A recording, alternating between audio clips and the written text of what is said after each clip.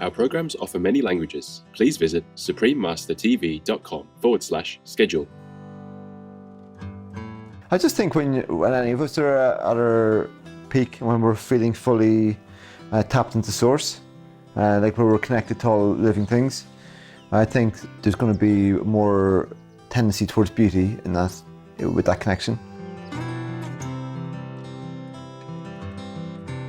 The Moneyless Manifesto. Live well, live rich, live free. Interview with Mark Boyle, part 2 of 3. Continue watching to find out more. Good day, Maratatu. That's how are you in Irish Gaelic. I am Aidan. The vibrant people of Northern Ireland thank God for colouring the world with such wonderful beings as you.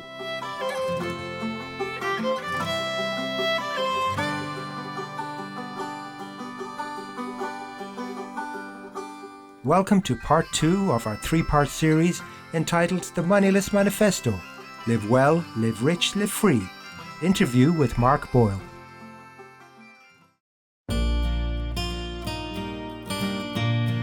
In 2008, Irishman Mark Boyle began living without money in a quest to be more in tune with the natural world. What was meant to last no more than 4 seasons turned into a 3-year experience, earning him the nickname the Moneyless Man. Since, Mark Boyle has published several books about his journey and insights gained. The Moneyless Manifesto, Live Well, Live Rich, Live Free, is an interesting account of his life without money.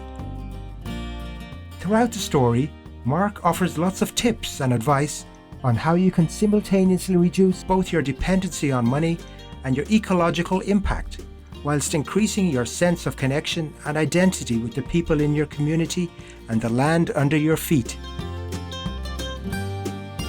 More recently, Mark Boyle has been living without technology. As we continue our interview with the progressive author, Mark Boyle shares more about his current lifestyle, as well as his most recent book, The Way Home, Tales from a Life Without Technology. In recent years I've moved back to Ireland and I've begun living without technology. So no mobile phone, no electricity, no running water, none of the things we take for granted like washing machines, Wi-Fi connections, none of that. So it's very both simple and complex life. So it kind of just recounts my experiences from giving up all the distractions from the immediate world around us, the people, the places and stuff, because we're all looking at screens half the time. So,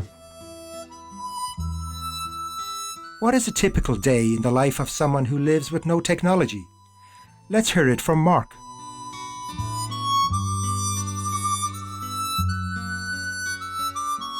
Yeah, well, I wake up without a clock, so I have no clocks, no alarm clocks, no phones. So I wake up when my body wants to wake up, usually with the birds singing through the window. From that point, my day has a similar start to most people's, and I go to the toilet. The difference is I probably go under a tree most mornings if it's not too serious. If it's a bit more serious, I'll head towards the compost toilet. And for me, the compost toilet is quite a significant, different approach to how we deal with your waste. For me, if I had a flag, it would be the compost toilet, because instead of seeing life as linear and where you flush your pee and poo off to somewhere else and polluting your water system in the process, you're actually returning your pee and poo into your compost heap, which you then use to grow your fruit and vegetables and so on. So it symbolises a different approach to life, a different perspective. So once that's done, I'll probably head to the spring to collect some water and then come back. From that point onwards, the day changes depending on the weather, depending on my mood, depending on how I'm feeling, what my body wants to do.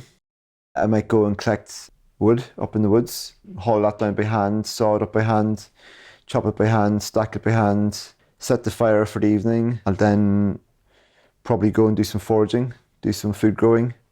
I might go and do an interview for Supreme Master TV. Possibly in the afternoon, spend the afternoon writing. If it's a rainy day, I might spend the whole day writing, Put the fire on early, sit, ponder life, have a think about the big existential questions. Where am I going? What am I doing? What's the point of even being here? And I think having no phone, having no email is a real help in that. in that there's no distractions.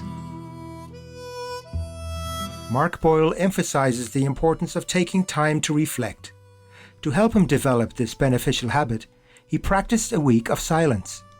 I find it really important to do something like that, just because I think we talk too much these days. You know, we're very keen to talk and share opinions, and we often aren't listening because we're already constructing the answer before we even hear what the other person said. We're making up in our mind, which is it's not very good. It affects relationships. They always say 2 ears, 1 mouth. I think it's a good philosophy to follow in life. And so so stopping talking for the week really made me go inwards and to kind of think.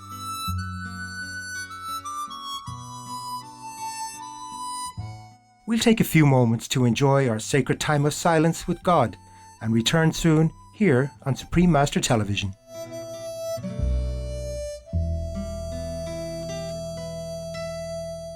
Welcome back to the Moneyless Manifesto, Live Well, Live Rich, Live Free, Part 2 of 3.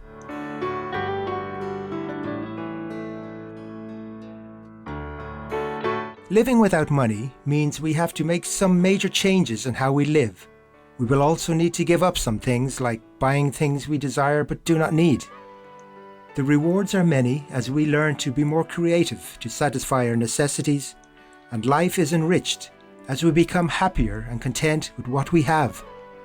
In Mark's case, he enjoys getting his nutrition by foraging for plants. Foraging is the kind of collection of wild plants. That's how it's commonly perceived. For me, I like to talk about the things that are most common for people. You know, you can go into very obscure plants that no one will have a clue what you're talking about. I try to encourage people to see the things that are readily available around them.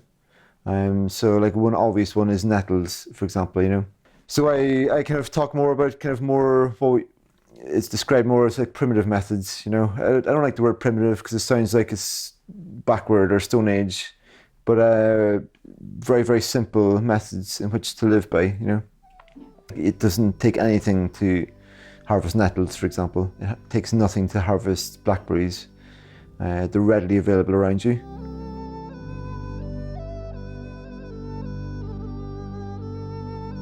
As Mark Boyle explains in his books, by leading a simple lifestyle that is more in harmony with nature, he is able to cherish the present and feel more connected to all living beings. I think our expectations of what our life should be made up of has changed. You know, we now expect everything to be very comfortable, everything to be very convenient and easy. I think there's a big cost in that, ecologically speaking first, but also in terms of our own relationship with the natural world. At every moment we're trading comfort with our sense of aliveness, you know, so you can very easily spend a very long life feeling very comfortable and very unalive. Lethargic, just sedated, just come in and hit a button, job's done. My life right now without technology, plenty of times it's not comfortable at all. But I remember coming back one night on a bicycle, maybe 10 o'clock at night. I hadn't got any food, was quite hungry. The rain was beating off me, the wind was beating off me. I was cold, I was hungry, I was tired, and I felt completely alive. Felt like this is what it actually means to be an animal. You know, it's not sitting in front of a TV necessarily and flicking the switches. That's just a way of sedating ourselves from the immediate experience of life. If you look at wild animals, they're very alert. They've got shorter lives, but they live for every single moment. I look at birds, they're alive at every single moment of their lives. They're mindful through economic necessity. I just think when any of us are at our peak, when we're feeling fully tapped into source, where we're connected to all living things, I think there's going to be more tendency towards beauty in that, with that connection. For more information on Mark Boyle's books, please visit permanentpublications.co.uk and oneworld-publications.com. We thank Mark for his inspiring words and for showing us how we can actually have much more by having less. Thoughtful viewers, thank you for your company today. Join us again on Friday, March 20 for Part 3 of the Moneyless Manifesto, Live Well, Live Rich, Live Free, interview with Mark Boyle. Coming up next is orangutans, The Rainforest's Gardeners. right after noteworthy news here on Supreme Master Television. May the heavens bless you abundantly with good health, much happiness and a gallant spirit.